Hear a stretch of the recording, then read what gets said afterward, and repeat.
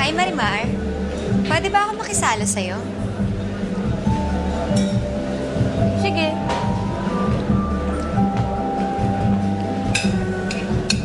Kumusta ka na? Bihira na lang kita makita dito sa mansyon, ah. Bihira na lang kasi ako lumabas ng kwarto eh. Lumalabas lang ako kapag kasama ko si Cheryl pag namamasyal kaming dalawa. Wow, nakakaingit naman kayo. Buti ka pa palagi mong kasama yung asawa mo. Pero alam mo, kung ako sa'yo, hindi ko sasanayin yung sarili ko ng ganon. Kasi, paano na lang kung magkahiwalay kayo? Baka hindi mo kayanin. Hindi kami maghihiwalay ni Seryo. Ha? Bakit ka naman nagagalit sa akin, Marimar? Ang sakat mo naman magsalita. Ano naman ako sinasabi sa'yo, Angelica? Ako na nga itong nagpapakumbaba sa'yo dahil buntis nga ako eh. Oo, alam ko nagalit ka sa akin noon, pero bakit naman hanggang ngayon galit ka pa rin sa akin? Hindi naman ako nagagalit sa'yo ah. Wala kang konsiderasyon sa kalagayan at nararamdaman ko. Ang sama-sama mo!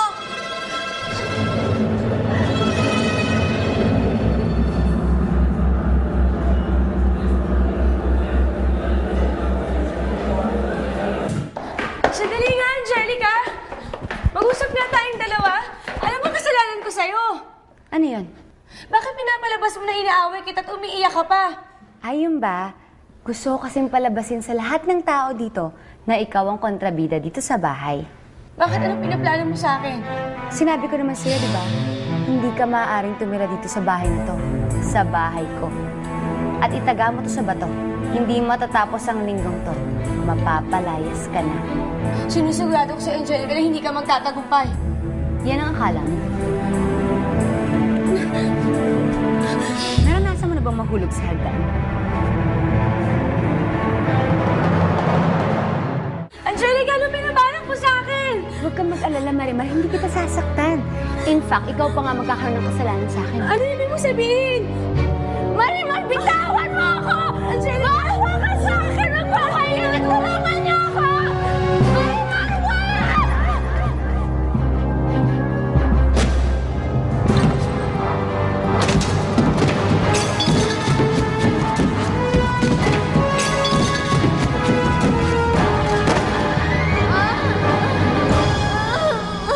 Angelica? Angelica!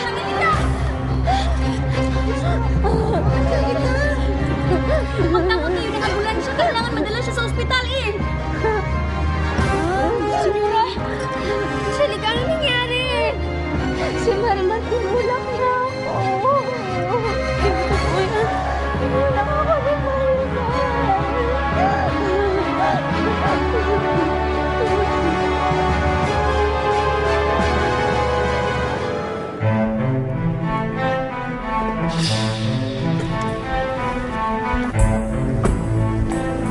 Monica, anong nangyari? Renato, buti dumating ka na. Si Angelica nasa ospital, pero hindi ko pa rin alam kung anong tunay na kondisyon. Hindi ko maintindihan. Paano nahulog si Angelica? Tinulak siya ni Marimar. Hindi totoo yan! Alam ng Diyos na wala akong kasalanan sa nangyari kay Angelica. Siya yung nagulog sa sarili niya. Hayop ka, Marimar. Makinig ka sa akin. Kapag meron nangyari kay Angelica at sa magiging anak namin, ihanda mong sarili mo dahil buhay mo ay pangbabayad mo. Naintindihan mo? Naintindihan mo?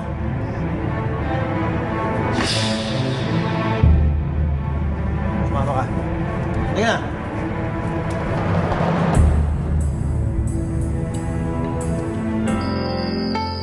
Hindi ko naman talaga hinulog si Angelica.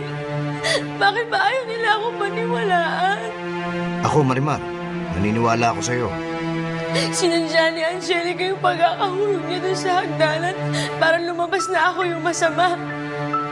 Ano ba nagawa ko sa kanya? Bakit ba ginaganito niya ako? Wala kang kasalanan. Salbahe lang talaga si Angelica. Dapat nga hindi Angelica pangalan yan eh. Dapat Demonyita. Takot na takot ako. Ayoko na sana makipag-usap kay Marimar pero pinanik niya ako sa taas. Tapos galit na galit siya sa akin. Sabi niya hindi daw dapat ako buntis kung hindi siya. Tapos tinulak niya ako sa hagdanan. Huwag kang mag-alala. Hindi ko palalampasin itong ginawa niya.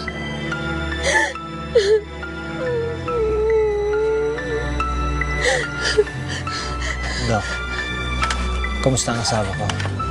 Kumusta ang lagay ng baby? Sabihin niyo sa akin na okay sila. We try to save the baby. Pero kinalulungkot ko sabihin sa'yo, Mr. Santibanez, nakuna ng misis mo. Wala na ang baby mo. Hindi siya manumatay. Buhay pa yung anak ko! Ginawa na namin ang lahat. Kaya lang masyadong matindi ang pagkalaglag mo sa hagdan. Mapalad ka nga't hindi ka namatay. Kasalanan to ni Marimar na ito. Kasalanan niya ito. Pinatay niya yung baby natin. Pinatay niya yung baby natin. Kailangan ko makita yung baby natin. Kailangan ko makita. Kailangan ko makita. Alam mo, Pulgoso, wala na akong kakampi dito. Nag-iisa na lang ako. Wala silang sinisisi kundi ako. Lagi nila si Angelica yung pinaniniwalaan nila. Ay, Diyos mia, Marimar. Alam mo namang nalulungkot din ako pag nalulungkot ka eh. Marimar? Seryo. Ikaw umiiyak. Huh? Ano nangyari? Si Angelica, sinadya niya mahulog sa hagdanan. Parang lumabas na ako yung masama. Oo nga eh. Ang bait-bait nitong si Marimar. Tapos sinabi niya sa akin, lahat gagawin niya para mapalis ako dito sa Villa Santibanez. Alam nyo noon pa masama na ang kutob ko sa babaeng yun eh. Hindi kaya laman lupa yun. Sino maniwala ka sa akin, hindi ko ginawa kay Angelica yun. Naniniwala ako sa'yo. Naniniwala ko hindi ko magagawa yun. Seryo, walang ibang mahalaga sa akin kundi yung opinion mo. Wala akong pakiram sa kanila lahat kung di nila ako pinaniniwalaan. Seryo, importante naniniwala ka sa akin. Naniniwala ako sa'yo.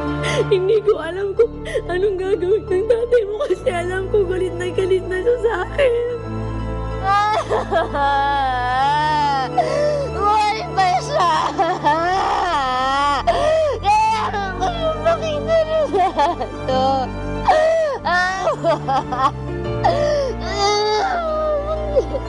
Pupuntahan ko siya! Pupuntahan ko siya! Hindi ko ginawa yun sa'yo.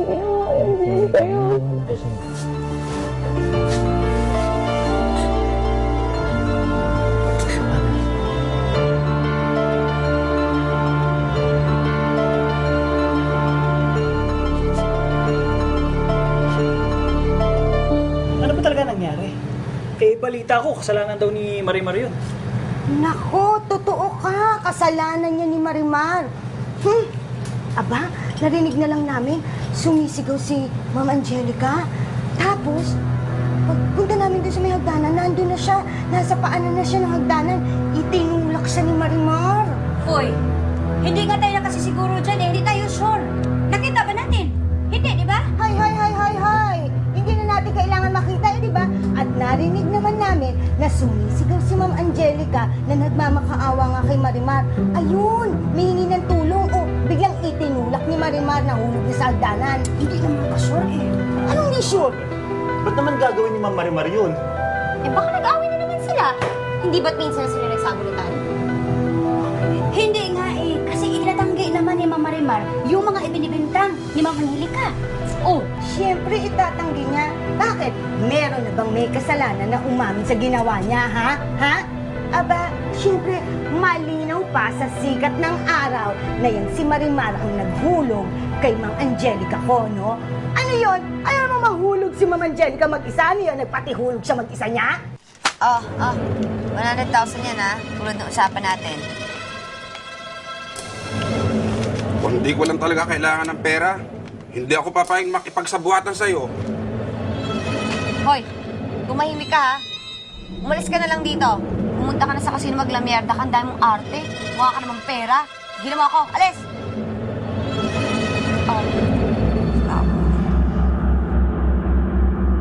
Perfecta! Ha? Nasaan si Marimar? Nasaan si Marimar? Sir, baka nasa kwarto niya, sir.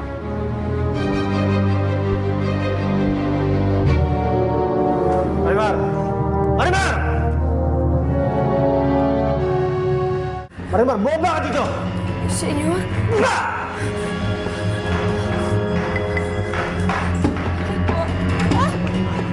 Wala kang karapatang tumira dito sa pamamahay ko.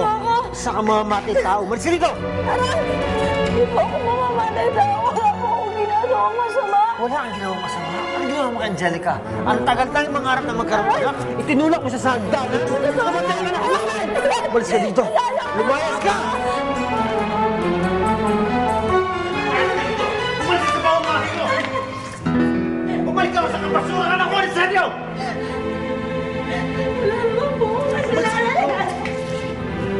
Wala kang kasalanan? Kapag hindi ako nakapagpigil, gagawin ko sa ginawa mo sa anak ko. Papatayin kita! Hindi ko kasalanan. Umalis ka na!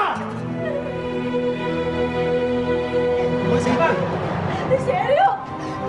Nakuha ko sa asawa ko, ha? Asawa mo? Yung asawa mo? Nakunan si Angelica dahil sa kanya! Wala akong pakialam sa asawa ko! Seryo ka naman ako. Napakasinungaling ng babae yan. Umalis ka dito! Ay, pero umalis ka dito. kami alis. Wala akong pakialam sa Hindi kami aalis dito, may karapatan kami rito. Ikaw meron! Siya wala! Gusto mo lumaban sa akin? Gusto mo lumaban sa akin? Seryo, tama na. Nakakapatan di matatalo ka! Sige! Ipapupulis ko siya! Ipakukulong mo siya! Ayaw umalis. Seryo, tama na. Sige! Pao ka! Hindi mo naman kaya eh. Seryo, tama na. Binigyan sa akin, tama na.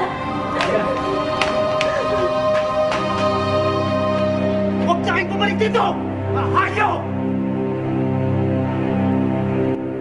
So, Mare, sinasadya mo palang palaglag sa hagdanan? Eh, yung mga pilay mo, acting din ba yan, ha? Siyempre hindi, no? It was all a big setup. Simula ng pagbubuntis ko, ng pagpapanggap ko na mabait, at hanggang sa paghulog sa agdan. Ayun, yun ang setup. So, yung doktor na yun, sino naman yun, ha? Saan mo napulot? Ayun, si Dr. Rodriguez, nakalala ko sa casino yun. Eh, mukhang pera at kaliwat kanan ng utang. So, kunento ko sa kanya kung ano yung plano ko. Kailangan ko ng backup doon. Nakakaloka ka naman, Mare. Hindi ka lang pala artista. Stunt woman ka pa? Biruin mo, ilaglag mo yung sarili mo sa hagdanan. Paano kung namatay ka doon? Siyempre, hindi naman ako mamamatay, no? Basta mangdamo ata ako. Di tulad ni Marimar, mabait, tanga-tanga.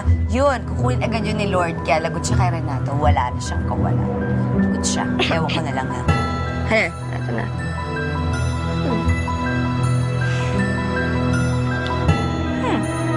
Basta naman kaya si Marimar.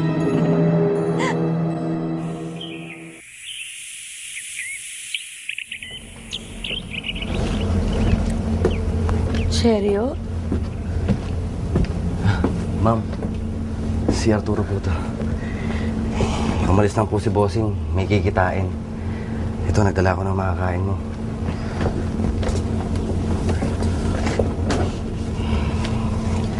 Salamat, Arturo, ha.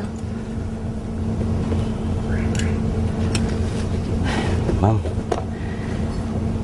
ang gulo naman ang pinasok niyo. Wala naman akong kasalanan sa nangyari kay Angelica, eh. Siya yung nagtulak sa sarili niya. Ma'am, talagang mahirap paniwalaan yung sinasabi mo eh. Pero dahil nakilala na kita kahit papano, alam ko naman di mo magagawa yun eh. Ibang klase lang talaga si Senyora. Kawawa ka naman. Hindi ikaw tuloy nadamay pa. Palayas ka pa tuloy dun sa Villa Santibanez. Alam mo, Arturo, ayos lang naman sa akin kahit saan ako tumire. Kahit sa palasyo, kahit sa kubo lang. Ang importante lang sa akin, kasama ko si Seryo. Lahat kaya kong tanggapin. Basta kasama ko lang yung asawa ko. Pinalayas na ni Renato si Marimar? Si Seryo? Nasaan si Seryo? Sumama kay Marimar. O sige,